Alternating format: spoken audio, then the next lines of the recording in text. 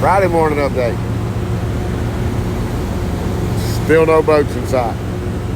Nothing but blue water. It was a little windy yesterday afternoon, but thought it was going to be rough. It's got a few little small waves, but it ain't crazy.